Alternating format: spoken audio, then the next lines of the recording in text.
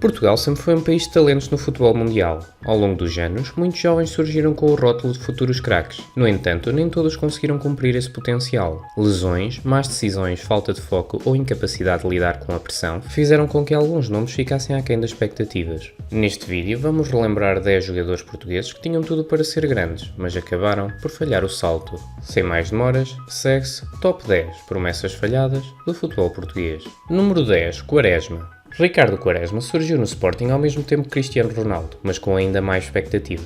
Tinha uma técnica absurda, dribles vistosos e a icónica trivela que o tornou famoso em todo o mundo. O seu talento natural era evidente desde cedo. Transferiu-se muito jovem para o Barcelona, mas nunca se adaptou verdadeiramente ao futebol espanhol. Voltou a brilhar no Futebol Clube do Porto, mas cada vez que tentava dar o salto, fosse no Inter ou no Chelsea, faltava consistência e mentalidade para se impor no topo. Apesar de ter feito uma carreira mais que respeitável, ficamos com a sensação de que o talento de Quaresma pedia mais. Talvez pudesse ter sido um dos melhores do mundo, mas a verdade é que nunca chegou a ser titular absoluto na seleção, nem figura central num grande clube europeu por vários anos. Número 9. William Carvalho. William apareceu como um médio defensivo completo, com classe, físico e visão de jogo. Brilhou no Sporting em 2014 e passou a titular na seleção ainda muito jovem. Muitos viam nele um potencial equiparável aos melhores trincos da Europa, mas com o tempo a sua evolução estagnou. Em vez de dar o salto para um clube de topo, foi para o Betis, numa liga competitiva, mas sem ambição de títulos. Nunca conseguiu dominar como se esperava, e o ritmo lento e falta de agressividade foram sempre criticados. Hoje, William é visto como um jogador útil, mas longe da estrela mundial que parecia destinado a ser. A sua carreira teve estabilidade, mas não a explosão que tantos antecipavam, acabando por ser um dos mais criticados da seleção nos tempos de Fernando Santos.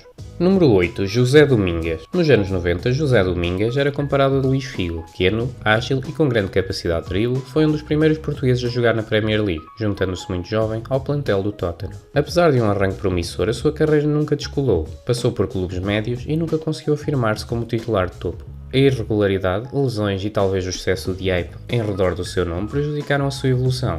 O talento estava lá, mas Domingues acabou por ser mais uma promessa do que uma realidade. É lembrado como um caso clássico de um jogador com potencial técnico, mas sem impacto duradouro. Número 7. André Gomes. André Gomes surgiu no Benfica com muita classe e parecia um médio moderno, com toque de bola refinado e técnica superlativa. A sua transferência para o Valência e mais tarde para o Barcelona alimentou a ideia de que seria uma estrela da seleção. No entanto, em Espanha nunca se impôs. No Barça foi duramente criticado pelos adeptos e pela imprensa por ser lento, inseguro e pouco decisivo. Sofreu com a pressão e acabou até por desabafar publicamente sobre os efeitos psicológicos dessas críticas. No Everton, reencontrou alguma forma, mas após uma lesão grave, nunca chegou ao nível que se esperava. André Gomes acabou por ter uma carreira decente, mas não chegou nem perto do estatuto de estrela internacional que muitos previam.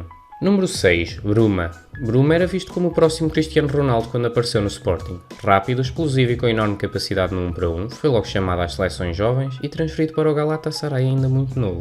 A sua carreira foi uma montanha russa. Teve bons momentos na Turquia, na Alemanha e mais recentemente até no Braga. Ainda assim, nunca ficou mais de 2 épocas num clube. A falta de maturidade e decisões pouco pensadas na gestão da carreira prejudicaram a sua evolução. Problema que parece não se ter consertado com a idade, com mais uma passagem confusa pelo Benfica esta época. Apesar do talento, Bruma nunca conseguiu dar o salto para um grande clube europeu e perdeu espaço na seleção, mesmo quando estava em boa forma. Hoje é mais um caso de um grande potencial que foi mal aproveitado. Número 5. João Pereira. João Pereira começou a carreira como um extremo-direito com grande personalidade, raça e boa capacidade ofensiva, fazendo capas de jornais como a nova grande promessa do Benfica em meados dos anos 2000. Acabou por fazer uma carreira meritória à lateral no Sporting e chegou à seleção com regularidade, participando em grandes torneios. Apesar disso, esperava-se mais do jovem estrela João Pereira. A sua impulsividade, expulsões desnecessárias e alguma limitação defensiva impediram que se afirmasse em clubes de maior dimensão internacional, e passagens pelo Valência e clubes turcos foram pouco marcantes. No final de contas, João Pereira teve uma carreira sólida, mas ficou infelizmente abaixo do patamar de elite.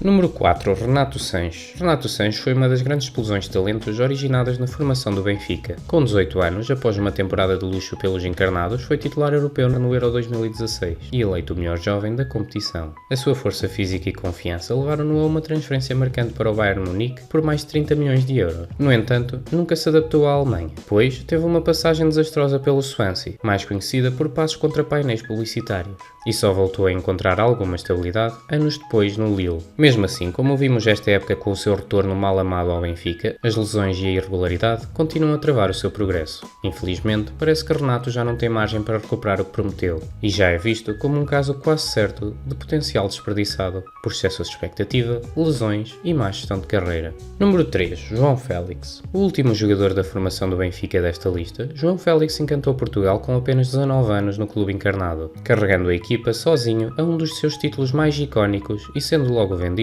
por 126 milhões ao Atlético de Madrid, a transferência mais cara da história da Primeira Liga. O talento de Félix era evidente, mas a verdade é que não vingou no Atlético. É verdade que o estilo de jogo do clube nunca favoreceu a sua criatividade. Ainda assim, os adeptos colchoneros nunca viram a justificação para o preço astronómico do jovem português. Empréstimos ao Chelsea, Barcelona e mais recente o AC Milan mostraram lampejos do seu talento, mas sem regularidade ou impacto positivo, acabou inevitavelmente no banco nas 3 passagens. Ainda com 26 anos, João Félix tem tempo para se afirmar, mas para já é um exemplo clássico de uma promessa que saltou cedo demais, sem estrutura para lidar com a pressão de uma transferência recorde. E já poucos acreditam numa viragem da carreira do internacional português. Número 2. Fábio Paim. Se pensam que Cristiano Ronaldo é bom, esperem até ver Fábio Paim. Esta foi a frase do próprio Ronaldo que criou a aura em torno de Fábio Paim. Com uma técnica fora do normal, Paim era conhecido por dominar os jogos das camadas jovens do Sporting, mas fora de campo faltava-lhe foco e profissionalismo. Passou por mais de 15 clubes em vários países, incluindo uma breve e irrelevante passagem pelo Chelsea, sem nunca se afirmar verdadeiramente em lado nenhum. Fábio Paim é talvez o exemplo mais exagerado de uma criação mediática no futebol português. Bastou o aval do melhor do mundo para imaginar mundos e fundos que ficaram por cumprir e que muito provavelmente nunca se iriam concretizar.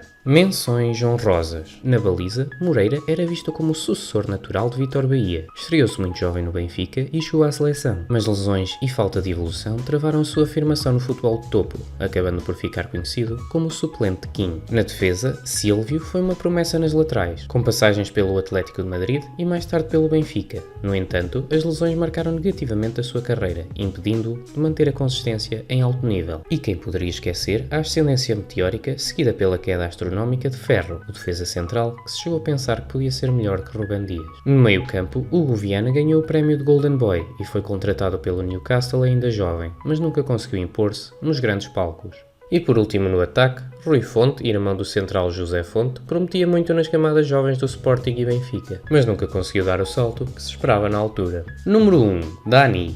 Dani foi um dos talentos mais promissores do futebol português nos anos 90 e 2000. Médio ofensivo com visão, técnica e estilo, foi apontado como o novo Rui Costa ou até mesmo como o próximo Figo. Jogou no Sporting, Atlético de Madrid, Ajax e West Ham. Tendo sido indicado por alguns destes clubes por lendas como Paulo Futre e Johan Cruyff, esperava-se que Dani fosse uma futura lenda que iria atingir níveis estratosféricos. No entanto, o futebol parecia estar em segundo plano para o menino de ouro. A fama, a vida social e a falta de compromisso com a carreira acabaram por travar a sua evolução, chegando a ser afastado da seleção por comportamento pouco profissional. Para a infelicidade de todos nós, Dani reformou-se cedo e tornou-se comentador da TVI. Dani é mais um caso emblemático de como o talento por si só não chega, e a prova que para chegar ao topo é preciso ter uma mentalidade competitiva do outro mundo. Escrevam nos comentários se concordam com a lista e não se esqueçam de dar gosto e subscrever o canal. Vemo-nos no próximo vídeo.